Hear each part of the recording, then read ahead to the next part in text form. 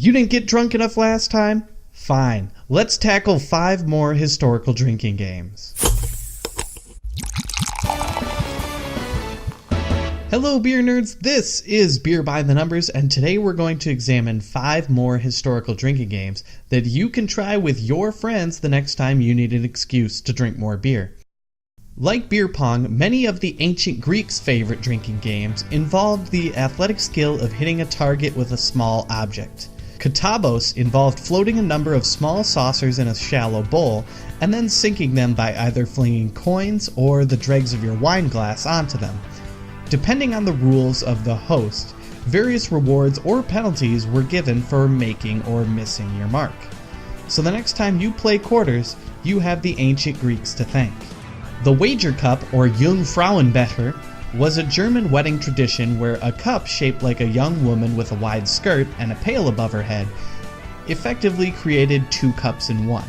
During the wedding feast, the groom had to consume from the skirt cup without spilling a drop, at which point the bride had to drink from the pail cup on top.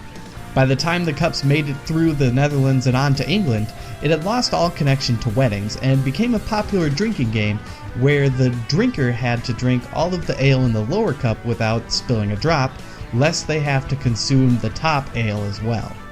Unlike some of the other drinking games we've talked about thus far, Buffalo requires a lifelong commitment from players. Once you agree to adopt the Buffalo lifestyle, you become a member of the Buffalo Club, which has chapters in over 30 US states and many more in Europe and South America. Buffalo is a simple game. Club members must drink all alcoholic beverages with their non-dominant hand. If they violate this rule, other club members shout "Buffalo," at which point the offender must chug the rest of his or her drink. Although only official members are allowed to take part, honorable Buffalo members will punish themselves if they violate this rule while drinking alone.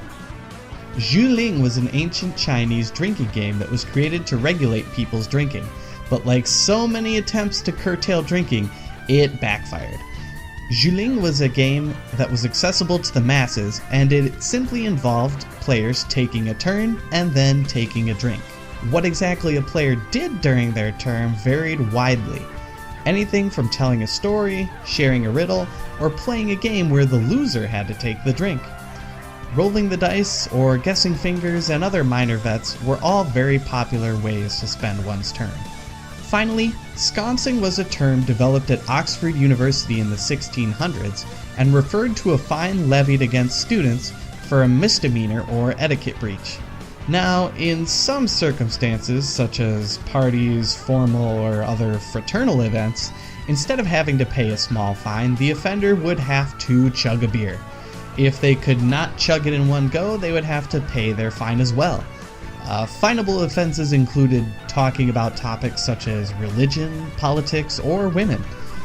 Imagine trying to play that game in this election year. So there you have it, 5 more historical drinking games for you to try with your friend. If you enjoyed this video and wouldn't want to fine it with a sconce, give it a thumbs up below. And if you want to be alerted each time we tap a fresh episode of Beer by the Numbers, hit that subscribe button. Stay curious, beer nerds, and as Catherine Zandonell once said, time is never wasted if you're wasted all the time.